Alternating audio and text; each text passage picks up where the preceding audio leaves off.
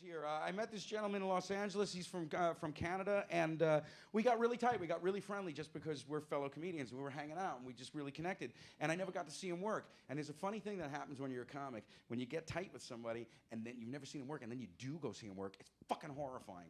Because you're so afraid that you just fell in love with somebody that it's just shit. It fucking happens, man. It's not easy. Then you gotta go, I like you so much, but I can't hang with you anymore. I'm sorry. No, I can't do it. Nobody cares about the difference between Los Angeles and New York. We don't care, really don't care anymore. And so I can't hang. But luckily, this guy blew me away. He's great. He's got a lot to say, and he's smart, and he's funny, and I want you guys to meet Vince Flück. Come on up, everybody.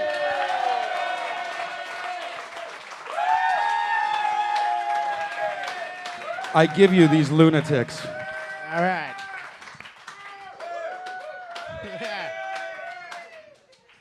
You guys are the reason why I'm so exhausted for this festival. Can you see it on my face after? Yeah. Well, thank you. Now my liver is shattered. I'm not even waking up with hangovers anymore. I'm waking up hammered. This morning, I was trying to clear myself out, and I turned on the TV, and there's an old Charlie Chaplin movie on. And I had to completely sober up before I realized I had watched an entire documentary on Hitler.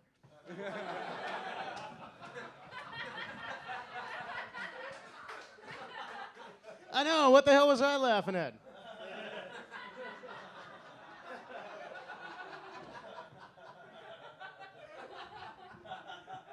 It just goes to show you, Hitler is hilarious when you're hammered.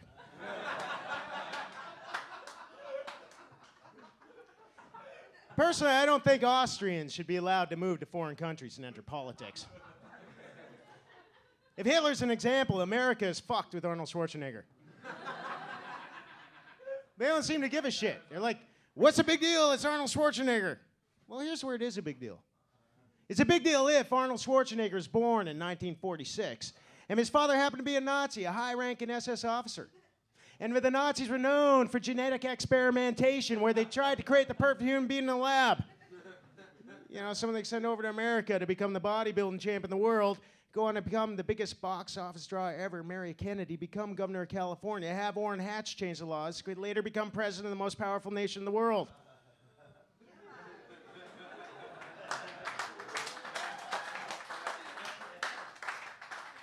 That would be my only concern.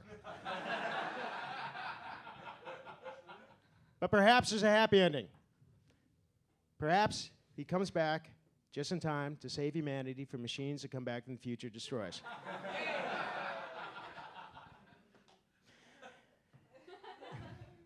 I've been walking around this country, and I've seen all these beautiful medieval churches, and I've never seen anyone go inside. And I've got a theory. The reason why people aren't going to church anymore is because it comes after the heaviest day of drinking. For me, I would go back to church if they put an all-you-can-eat buffet. Because let's face it, that little wafer doesn't quite cut through the hunger of a hangover the way you need it to. As an adult, I don't really think that much about God, unless I'm in distress. Like the time that my girlfriend got pregnant. I was wondering within myself, where am I going to find the strength to be a good father? And then she's very religious, and she suggested that I pray. So I did. For 7 days, I got down on my hands and my knees, and I prayed, and I prayed. And lo and behold, a miracle didn't happen. She fell down a flight of stairs.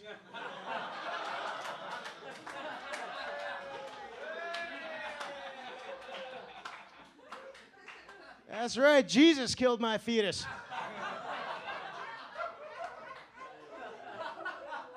It was the Immaculate Contraception.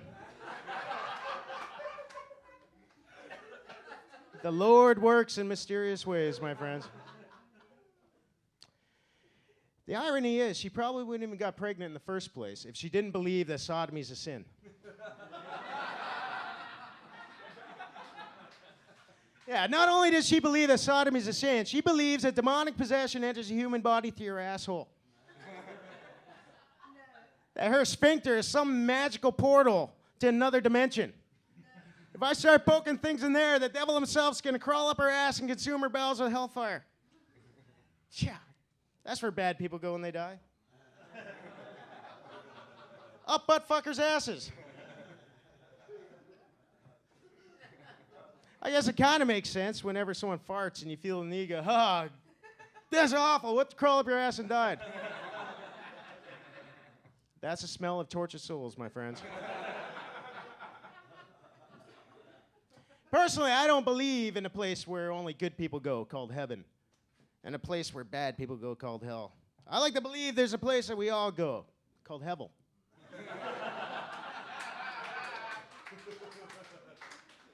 Maybe it's because I'm Catholic. Well, I was raised Catholic, but when the last pope, before he died, he said that hell was just a metaphor. It was in the news, back pages, like in articles that big, you know, and I saw it on the scroll on CNN, and the Pope says hell's just a hoax. I'm like, doesn't that deserve front page news? You know, that changes my whole fucking way I live my life. Hell's just a hoax. But apparently they didn't want to leave the cat out of the bag, you know, because for 2,000 years, that's been their whole hook on getting us in there in the first place. They can't just go, psych, we were just fucking with the man. I miss the old Pope. Hey, he's a humble man who hung out with the Dalai Lama. He wore wooden shoes, made his own clothes. This new Pope, what's he? He's Hitler Youth. He's wearing Prada and Gucci. He's dipped in gold. Yeah, that's exactly what the good Lord intended. I remember when he said that. Build me the richest church in the world, damn it. Because when I come back, things are going to be different. This time I want all the money. I want some bling bling. And get me some bitches in the sweet ride because we're going to party. All right, judging by that response, perhaps tonight's not the night I start my own religion. The proper term is suicide cult. But you can't really tell people that in the first meeting. Starting a suicide cult, anyone? No one wants to join. You have to be sneaker buzz more. Hey, hey, hey, we're going camping.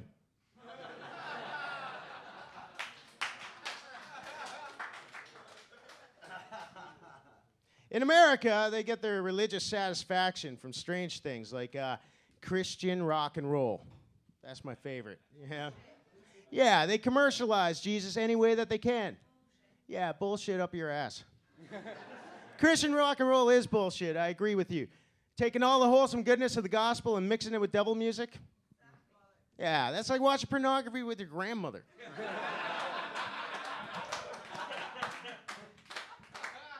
Sex, drugs, and Jesus doesn't quite cut it for me, man.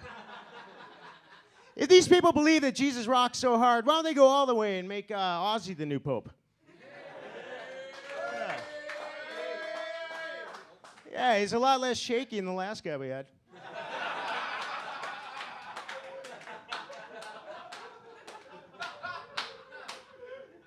I think we need a new pope selection process. Yeah? You take Ozzy and Muhammad Ali and Michael J. Fox, and you put them all together in the same room, and you give them each a full glass of water.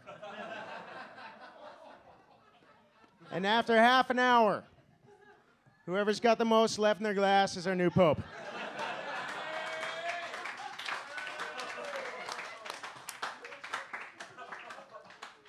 I would start my own Christian rock and roll band if I could take it all the way, you know, make a Christian death metal band.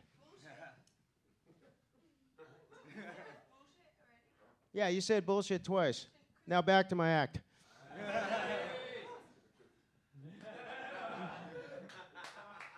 I don't mind. Yeah. All right. As doubles aren't the only thing that you're doing with booze. I'm hammered.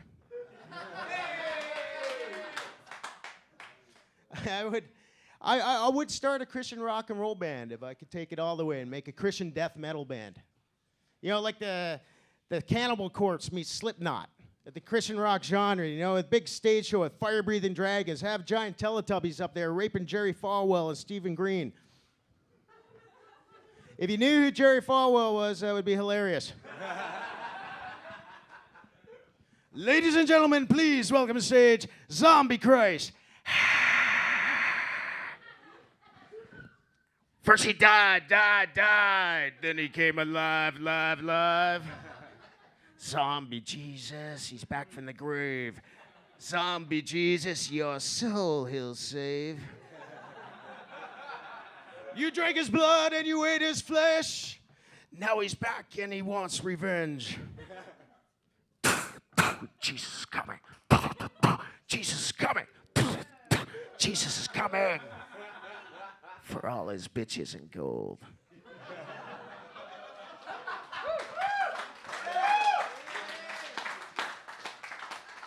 All right, that's it for me. I'll see you all in heaven.